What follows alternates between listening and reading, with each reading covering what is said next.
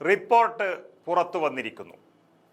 ജഗ്ദീപ് ധൻഖർ ഉപരാഷ്ട്രപതി സ്ഥാനത്ത് നിന്ന് പുറത്തു പോകേണ്ടി വന്നത് അദ്ദേഹം വിചാരിച്ചത് രാജ്യനന്മയാണെങ്കിലും BJPയെ സംബന്ധിച്ചിടത്തോളം അത് വലിയൊരു തെറ്റായി തോന്നി എന്നുള്ളതാണ്. ന്യായാധിപനുമായി ബന്ധപ്പെട്ട ഒരു വിഷയം തന്നെയാണ് അത്. നോട്ടുകെട്ടുകൾ കൊണ്ട് ഇന്ത്യൻ നിയമവ്യവസ്ഥയെ അളന്ന ഒരു ന്യായാധിപൻ സൂക്ഷിക്കാൻ പോലും സ്ഥലം തികയാതെ വന്ന നോട്ടുകെട്ടുകൾ എങ്ങനെയാണ് ഒരു ന്യായാധിപൻ സമ്പാദിച്ചത് എന്ന് ചോദ്യമുയരുമ്പോൾ ഒരു കാര്യം ഉറപ്പാണ്: ചെയ്യാൻ പാടില്ലാത്തത്, രാജ്യത്തെ വഞ്ചിക്കുന്നത് ചെയ്തിരിക്കാം. അങ്ങനെയുള്ളൊരു ന്യായാധിപൻ ആ കസേരയിൽ കാണാൻ പാടില്ല എന്ന് ഈ രാജ്യം ഒറ്റക്കെട്ടായി തീരുമാനിച്ചാൽ പ്രശ്നം തീർന്നു. പക്ഷേ നടപടിയെടുക്കുന്നതിനായി രാജ്യം ഭരിക്കുന്നവർക്ക് കാലതാമസം വേണം. പക്ഷേ BJPയുടെ സമയം വരുവോളം അങ്ങനെ ഒരാളെ സംരക്ഷിച്ചു നിർത്താൻ താൻ തയ്യാറല്ലെന്നും പ്രതിപക്ഷത്തിനൊപ്പം ചേർന്നായാലും ഞാൻ അതിനുള്ള ശിക്ഷ കൊടുക്കുമെന്ന് ഉറപ്പിച്ച നിലപാട് എടുത്തതാണ് ജഗ്ദീപ് ധൻഖറുടെ പണി കളഞ്ഞത്. ഉപരാഷ്ട്രപതി സ്ഥാനത്ത് നിന്ന് രാജിവെക്കുന്നതിന് മണിക്കൂറുകൾക്ക് മുൻപ് ജഗ്ദീപ് ധൻഖർ എടുത്ത ആ ഒരു സുപ്രധാന തീരുമാനം അദ്ദേഹത്തിൻ്റെ വിധി നിർണയിച്ചു എന്നാണ് റിപ്പോർട്ട് വ്യക്തമാക്കുന്നത്. ജസ്റ്റിസ് യശ്വന്ത് ശർമ്മയെ ഇംപീച്ച് ചെയ്യാനുള്ള നടപടികൾ തുടങ്ങാനുള്ള പ്രതിപക്ഷത്തിൻ്റെ നിർദ്ദേശം ഇക്കഴിഞ്ഞ തിങ്കളാഴ്ച, അതായത് രാജ്യസഭ തുടങ്ങുന്ന ദിവസം രാജ്യസഭയിൽ ധൻഖർ അംഗീകരിച്ചിരുന്നു. രാജ്യസഭാ അധ്യക്ഷൻ എന്നുള്ള നിലയിൽ ധൻഖർ അങ്ങനെ ഒരു വാക്കു നൽകിയാൽ അത് പ്രതിപക്ഷത്തിൻ്റെ വിജയമെന്ന് മാത്രമല്ല, ഈ രാജ്യത്തിൻ്റെ തന്നെ വിജയമായിരുന്നു. എന്നാൽ ഇക്കാര്യത്തെക്കുറിച്ച് സർക്കാരിനെ അദ്ദേഹം മുൻകൂട്ടി അറിയിച്ചിരുന്നില്ല എന്നാണ് റിപ്പോർട്ടിൽ പറയുന്നത്.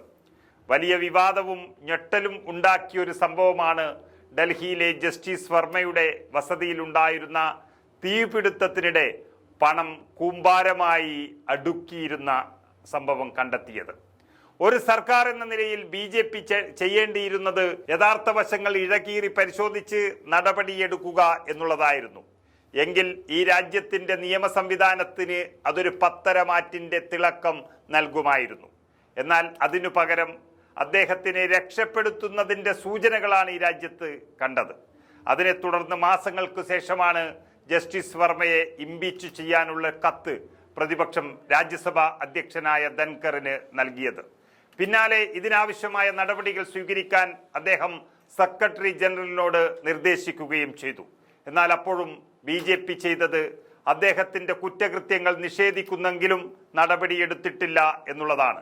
പ്രതിപക്ഷ MPമാരിൽ നിന്നുൾപ്പെടെ ഒപ്പുകൾ ശേഖരിച്ച് ജസ്റ്റിസ് വർമ്മയെ നീക്കം ചെയ്യുന്നതിനുള്ള ഒരു പ്രമേയം തയ്യാറാക്കി ലോക്സഭയിൽ അവതരിപ്പിക്കാനായിരുന്നു സർക്കാർ തയ്യാറെടുത്തിരുന്നത്. പക്ഷേ BJP നേതൃത്വത്തെയാകെ ഞെട്ടിച്ചുകൊണ്ട് ഇതിനെ മറികടന്ന് ധൻഖർ നടപടി സ്വീകരിച്ചതാണ് കേന്ദ്രത്തെ ചൊടിപ്പിച്ചത്. അതോടെ ധൻഖറിന്റെ പണി പോയതെന്നാണ് റിപ്പോർട്ടിൽ വ്യക്തമാക്കുന്നത്. ജസ്റ്റിസ് വർമ്മയെ നീക്കം ചെയ്യാനുള്ള നടപടികൾ ആരംഭിക്കാനുള്ള പ്രതിപക്ഷത്തിന്റെ നിർദ്ദേശം ധൻഖർ അംഗീകരിച്ചു. എന്നാൽ ഇക്കാര്യം സർക്കാരിനെയും BJPയെയും അദ്ദേഹം അറിയിച്ചിരുന്നില്ല.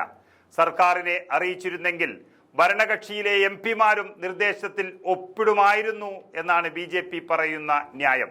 സത്യത്തിൽ BJPയെ കേൾക്കാതെ നിന്നതോടെ അവർ ദേഷ്യപ്പെട്ടുവെന്നും ധൻഖർ രാജിവെച്ചുമെന്നുമൊക്കെ പറയുന്നുണ്ടെങ്കിലും നീതിയുക്തമായ കാര്യങ്ങൾ ചെയ്ത ഒരു ഉപരാഷ്ട്രപതിയെ പുറത്താക്കുന്ന തരത്തിൽ 2 കേന്ദ്രമന്ത്രിമാർ ഇടപെട്ടത് എന്തിനാണ് എന്ന കാര്യം ബാക്കി നിൽക്കുകയാണ്. ഈ ജസ്റ്റിസിനെ ഇംപീച്ച് ചെയ്യുന്നതാണ് നല്ലതെങ്കിൽ അതിനുള്ള സാഹചര്യം ഒരുക്കുക മാത്രമാണ് ധൻഖർ ചെയ്തത്.